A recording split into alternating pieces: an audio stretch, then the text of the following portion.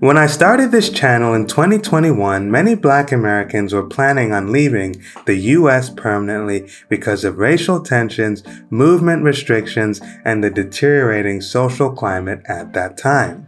4 years on, and that zeitgeist seems to have passed.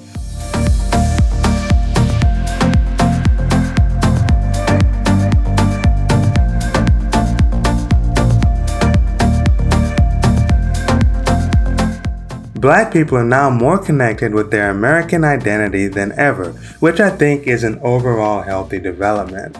That said, people still have a huge interest in traveling to Africa, and in this video we will explore 5 reasons why Cape Verde might make an excellent choice.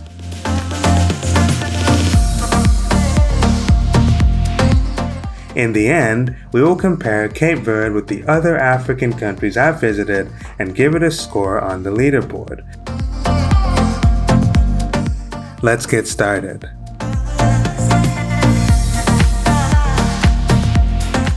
Safety and modernity. When it comes to international travel, upper middle income countries are in a sweet spot because they offer most of the same modern amenities you would expect in a developed country for a much lower price. With a GDP per capita of around 4,300, Cape Verde sits squarely within this coveted spot. The data speaks for itself. The nation's life expectancy of 77 years is the highest in Africa. It also performs particularly well in political and economic stability with a robust democratic system. Right beside the stadium. I can show you.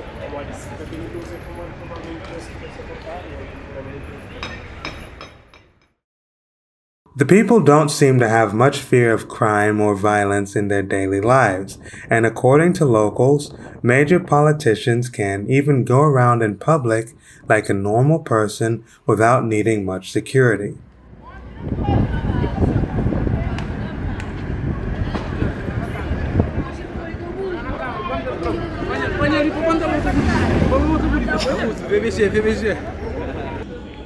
Okay.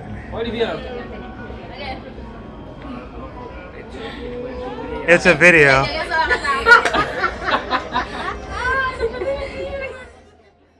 After traveling to so many different countries, I can now easily notice the lively and carefree vibe of young people who grew up in a relatively safe and prosperous society compared to those who haven't.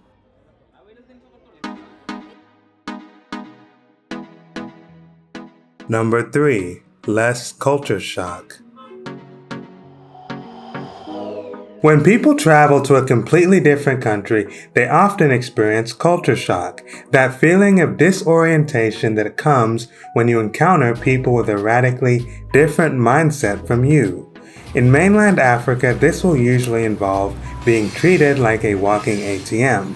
After traveling for so many years, my WhatsApp is full of African contacts that I have met along the way, and when they message me, it is usually just a ploy to eventually ask for money. In many African countries, asking people for cash is not seen as disrespectful. They often treat their relatives the same way. But this mindset makes it hard to make trustworthy friends and very difficult to date, or very easy depending on your perspective.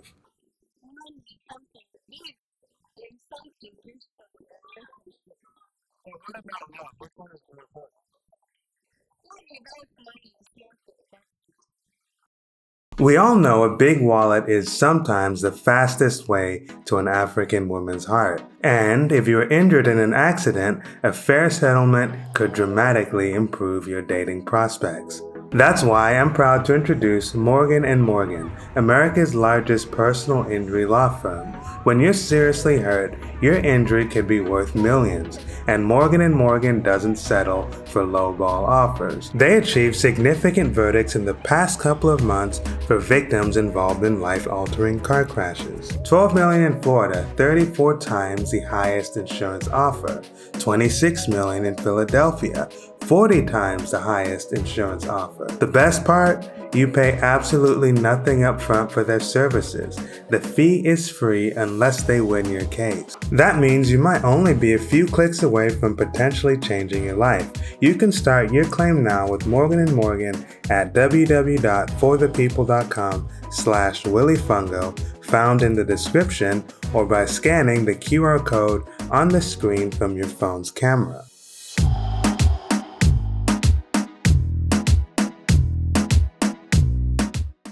Cape Verde is much less money hungry than the typical African country. This video series was actually my least expensive to produce because people were willing to help without constantly asking for compensation.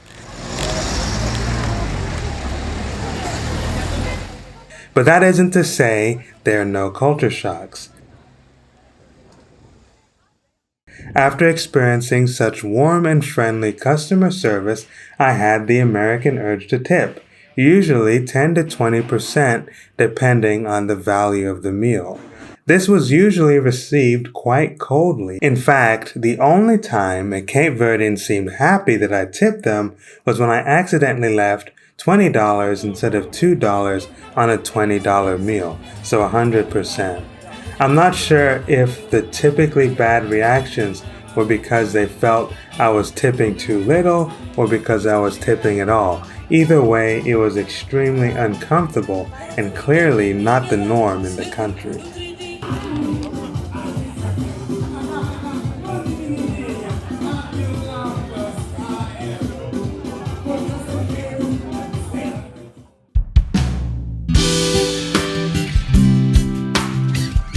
Number 4 and 5, Diaspora Culture and Easy Language.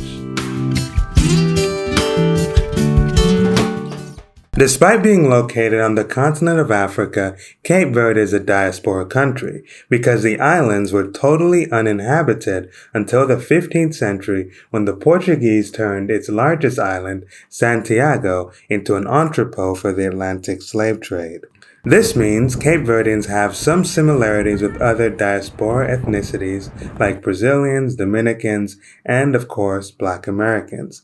The biggest similarity with Black Americans will be on the island of Santiago, where people maintain majority African ancestry despite having a mostly westernized Creole culture like the rest of the country.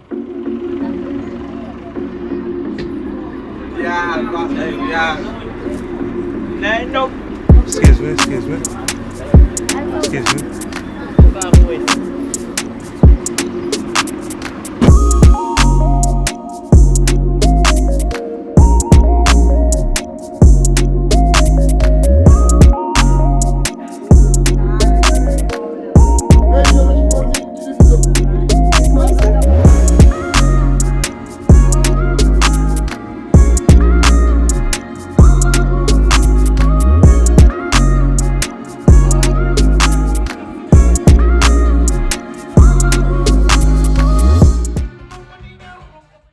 Like many Black Americans, the people of Santiago do not necessarily identify with mainland Africa, but that doesn't mean they aren't proud to be Black.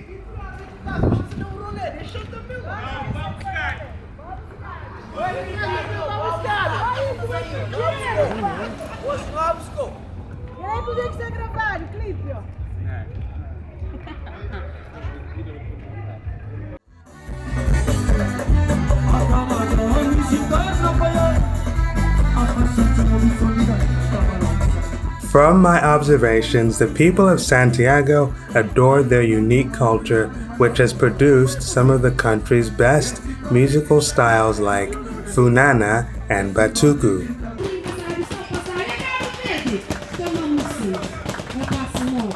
These genres developed in the relative isolation of the countryside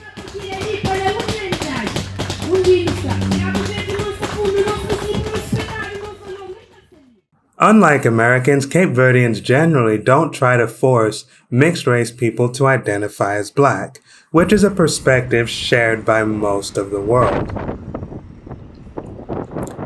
They also don't like to talk about the politics of skin color and race openly. Just like in Brazil, the agreed upon narrative is that everyone is the same, and bringing up such topics is just creating a division where there is supposedly none. Many of my Cape Verdean viewers were massively triggered by my exploration of these topics in this video series, which tended to focus more on Santiago Island as opposed to the other islands in the country. A lot of Cape Verdeans also didn't seem to like my negative portrayals of Portugal, which many still see as an important part of their identity.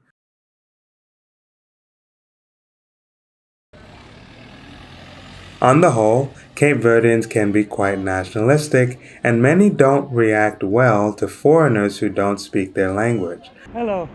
Do you know Rua? Wow, see how rude she was? The good news is that this will give you plenty of opportunities to learn Crioulo. This Portuguese-based language is the oldest surviving Creole language in the world, originating in the 15th century. And unlike most African languages I've experienced, Crioulo is remarkably easy to learn. While its sounds can be unfamiliar to English speakers, the words and grammar are logical and easy to remember. Esta is they are. Yes. How do you say it in the past tense? Estaba. Estaba. Just put it b. It becomes past. Estaba. It's so easy. Yeah, and then the future tense. Like if you want to say, just give me a sentence. They will be. Está bem. And unlike Portuguese and other European languages, Crioulo has no grammatical genders. Skilled language learners can probably achieve fluency in 6 months to a year of intense study.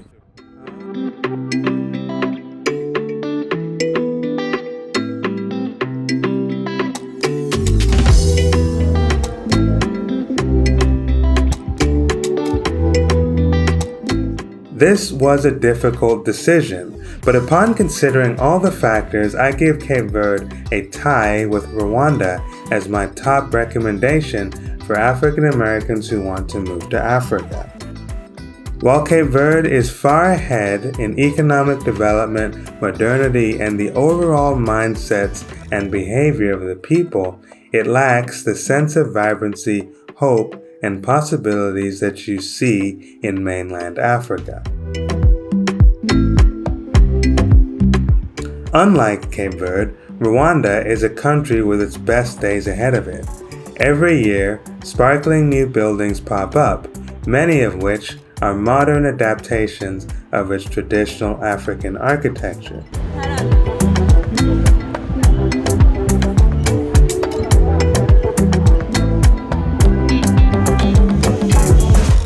On the other hand, Cape Verde feels almost frozen in time.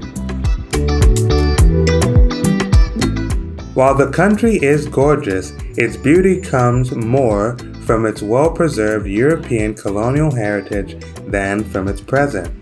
The population is growing slower than Portugal itself, and when you walk through the many deserted streets full of empty apartment buildings and half-finished homes built by the vast diaspora, you can get the sense that many Cape Verdeans themselves have already given up on this nation.